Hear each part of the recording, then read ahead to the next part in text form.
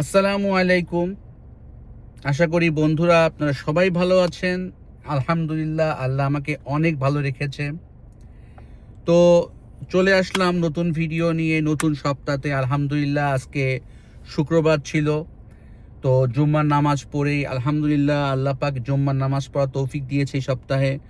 তো জুম্মার নামাজ পড়ে আপনাদের সামনে চলে আসলাম নতুন ভিডিও নিয়ে। তো ভিডিও শুরু করার আগে কিছু কথা না বললেই না, আসলে সেটা হলো যে আপনাদের সাপোর্ট। আলহামদুলিল্লাহ, আপনাদের সাপোর্টের জন্য আমার চ্যানেলটা মনিটাইজেশন হয়েছে। তো এটার জন্য আমি অনেক খুশি। আলহামদুলিল্লাহ, আপনারা আমাকে এভাবেই সাপোর্ট করতে থাকবেন। ইনশাল্লাহ আমি এই চ্যানেলটাকে আরও বড় করতে চাই এবং আমার মাধ্যমে সবাইকে আমি ইসলামের দাওয়াত দিতে চাই। তো আজকে অনেক গুরুত্বপূর্ণ একটা বিষয় নিয়ে আসলাম আপনাদের সামনে, সেটা হলো যে নামাজ। কেউ যদি ইচ্ছা করে বা অনিচ্ছাকৃতভাবে নামাজটাকে ছেড়ে দেয়, সাপোজ ধরেন মন চাচ্ছে না আজকে নামাজ পড়তে, ঠিক আছে, এখন থাক, পরেরটা আমি ওই সময় উঠাই দিব বা পরে আমি পড়বো, বা অনিচ্ছাকৃতভাবে বা ইচ্ছাকৃতভাবে যদি কেউ নামাজ ছেড়ে দেয়, তখন তাকে ঠিক কুফরের সাথে সমতুল্য এটাকে বলা হয়।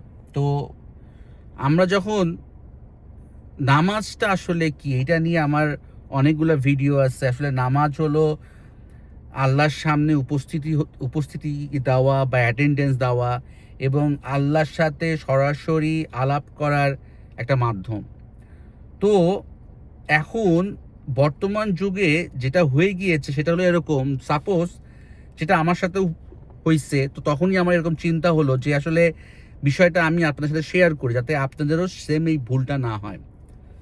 তো সাপোজ ধরো যে আপনি নামাজ পড়তেছেন, আপনি জানেন যে কেউ একজন আপনাকে চেনে, সে ওখানে বসে আছে বা সে আপনাকে ওয়াচ করতেছে বা দেখতেছে।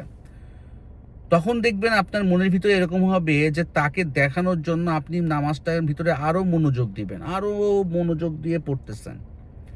কিন্তু সেই সময় আসলে কি নামাজটা কি, নামাজ পড়ার ফলে যে সওয়াবটা পাওয়া, সেই সওয়াবটা পাচ্ছি নাকি আরো আমাদের জন্য গুনাহ হয়ে যাচ্ছে? তো মহানবী সাল্লাল্লাহু আলাইহি ওয়াসাল্লামকে যখন জিজ্ঞাসা করা হয়েছিল শেষ জামানার কিছু আলামত, তখন সে একটা কথা বলেছিল যে আমার একটা বিষয় নিয়ে খুব ভয় আছে। সে ভয়টা হলো যে শেষ জামানায় মানুষ আল্লাহর জন্য নামাজ না পড়ে সে মানুষকে দেখানোর জন্য নামাজ পড়ে। তো ওই কথাটা খুবই ইম্পর্টেন্ট এবং খুবই চিন্তার কথা। দেখুন, আমি আমাকে প্রশ্ন করেছি, আমি তার অ্যান্সার পেয়েছি। আপনারা আপনাদেরকে প্রশ্ন করেন এবং চিন্তা করেন আসলেই কি কথাটা সত্য না মিথ্যা। ধরুন আপনি নামাজ পড়তেছেন, একজন মানুষ বসে আছে দেখতেছে, তাকে দেখানোর জন্য আপনি আরো সহিভাবে আরো ভালোভাবে নামাজ পড়তেছেন, কিন্তু তাকে দেখানোর জন্য, নট অনলি আল্লাহকে। আল্লাহ, আপনি নামাজের মাধ্যম হলো যে নামাজে পড়ছেন, আপনি আপনি আল্লাহর সাথে কথোপকথন করতেছেন। আমরা যে সবচেয়ে বড় প্রবলেম হয়ে গেছে আমাদের বাঙালিদের, সেটা হলো আমরা হলো আরবির অর্থ জানি না। আমরা নামাজ ঠিকই পড়তেছি, বাট নামাজে কি বলতেছি, কি করতেছি, আসলে এটা সম্পর্কে আমাদের কোনো আইডিয়াই নাই। আসলে এগুলো সব কিছু চর্চার ইয়েতে। আজকে যদি মনে করেন এই নামাজটাই যদি আপনি বাংলায় পড়তেন, তখন দেখতেন আপনার মনের ভিতরে কত রকম প্রশ্ন আসতো, কত কথা মনে হতো, কত কিছু মনে হতো। বাট যখন আমরা এই নামাজটাকে আমরা ওরকমভাবে পড়তেছি না, সেই জন্য আমাদের মনের ভিতরেও ওরকম করে আসতেছে না। তো আসলে আমাদের সবারই উচিত নামাজটাকে সহিভাবে অর্থসহ বুঝে নামাজটা পড়া, এবং নামাজটা পড়া শুধুমাত্র আল্লাহর জন্যই, নট অনলি কাউকে দেখানোর জন্য বা আম, আসলে আমি যেটা মনে করি, আমরা কেউই নামাজটা যখন পড়ি তখন কাউকে দেখানোর জন্য নামাজটা আসলে পড়ি না, আসলে সেটা আল্লাহর জন্যই পড়ি। বাট কিছু সময় এরকম হয়ে যায় যে কিছু মানুষ বসে থাকলে না মনে হয় যে সে আমাকে দেখতেছে, ওকে ফাইন, আমি এভাবে পড়ি। জিনিসটা আসলে ঠিক না। ছোট একটা উদাহরণ দিয়ে, একটা মানুষ নামাজ পড়তেছিলেন, এটা আমি আসলে একটা ইউটিউবের ভিডিও থেকে আমি শুনছি যে একজন মানুষ নামাজ পড়তেছিলেন, তো জুম্মার নামাজ শেষ করে তারপরে যে 4 রাকাত সুন্নত থাকে সেই সুন্নত সে পড়তেইছে। আধা ঘন্টা পরে সে সালাম ফিরায়, আবার সে পড়তেছে, আবার সালাম ফিরায়, আবার সে পড়তেছে।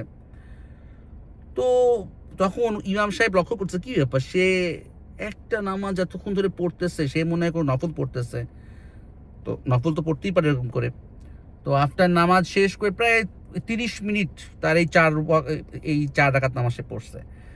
আফটার দেন যখন তার একসাথে হয়েছে বা কোনো আলাপ করতেছে, তখন তাকে প্রশ্ন করছে, আচ্ছা আমি খেয়াল করলাম আপনি আধা ঘন্টা ধরে একই জিনিস করতেছেন, কি কোনো কিছু বা জাস্ট আমার আজ করতে মন চাইছে, আমি আপনাকে আজ করতেছি। তখন তিনি অ্যান্সার দেন, আসলে আমি শয়তানের সাথে ফাইট করতেছিলাম। মানে ফাইট করছিলাম মানে বুঝলাম না, বলছে যে আমি যখনই সূরা পড়তেছি তখনই আমার মনের ভিতরে এই ব্যবসায়িক চিন্তাভাবনা, এই অমুকে টাকা দেওয়া লাগবে, এই অমুকের কাছে আমি টাকা পাই, এই ওই সম্পত্তির এই অবস্থা, ওহো আজকে আমি বাসায় যে এইটা রান্না করতে হবে, এইটা খাবো, এইটা করতে হবে, ওইটা করতে হবে, এই চিন্তাতে তারা একদম গভীর মর্মাহত। এই চিন্তার মাধ্যমে তারা তাদের সময় সব কিছু একদম ভিনিশ করে দিচ্ছে। তখন আমার মাথায় জিনিসটা আসলো যে আসলেই তো আমরা যখন নামাজ পড়ি তখন আমাদের মাথার ভিতরে নানান সমস্যা প্রবলেমের কথা চলে আসে। এটাই হলো শয়তানের ওয়াসওয়াসা। শয়তান আমাদেরকে এভাবেই আল্লাহর কাছ থেকে সরানোর খুব চেষ্টা করে থাকে। তো আসলে কিছু কিছু জিনিস যেটা আমাদের খুবই গুরুত্বপূর্ণ এখন বর্তমানে, সেটা হলো 5 ওয়াক্তের নামাজ আদায় করা। আসলে আমার এই ভিডিওগুলা বা এগুলার সার্থকতা যেদিন হবে, যেদিন আমাকে কেউ একজন এটা বলবে যে আপনার এই ভিডিওগুলা বা আপনার এই কথাগুলা শুনেই আমি নামাজ পড়া শুরু করেছি, তো ওই দিনই আসলে আমার এই ইউটিউব চ্যানেল বা আমি যে এত বলতেছি কথাবার্তা, এগুলার সার্থকতা হবে। তো আশা করি সেই একটা দিনের জন্য আমি অপেক্ষাই করতেছি। তো দেখা যাক আল্লাহ সেই দিনটা কবে নিয়ে আসে। আসলে আল্লাহ সবই জানেন, সব বোঝেন। তো আজকে আর বেশি কথা আমি বাড়াবো না। ইনশাল্লাহ আপনারা এভাবে সাপোর্ট করতে থাকবেন। আমি ইনশাল্লাহ নতুনত্ব সব জিনিসপত্র আপনাদের সামনে নিয়ে আসার খুব চেষ্টা করব। তো বন্ধুরা, আজকের মতো এইটুকুই। আসলে বর্তমান যুগে আসলে কি হয়েছে যে আমরা না এই বর্তমান এই যে দুনিয়াটা, এইটা নিয়ে আমরা বেশি চিন্তা করতেছি। আসলে আমরা পরকাল নিয়ে আসলে অতটা চিন্তা করার মতো সময়টা আমাদের কাছে নাই, যারা আমরা জীবনটাকে এমনভাবে সাজাই নিয়েছি। আমি একটা ফ্যামিলিকে চিনি, আলহামদুলিল্লাহ তারা বাচ্চা সহ তারা সবাই 5 ওয়াক্তের নামাজ পড়ে। বাট যখন তারা এই আমেরিকাতে চলে আসছে, তারা নামাজ ঠিকই পড়তেছে, বাট তারা খুবই ব্যস্ত, এতটাই ব্যস্ত যে তারা আসলে কি করব। দেখেন, তখন তারা বাংলাদেশে ছিলেন, তখন তারা খুব ভালো ছিলেন। আল্লাহ পাক তাদের খুব সুন্দরভাবে রাখতেছিলেন। আমেরিকাতে মানুষ স্বপ্নের জন্য আসে যে এখানে এসে এই করবে, ওই করব।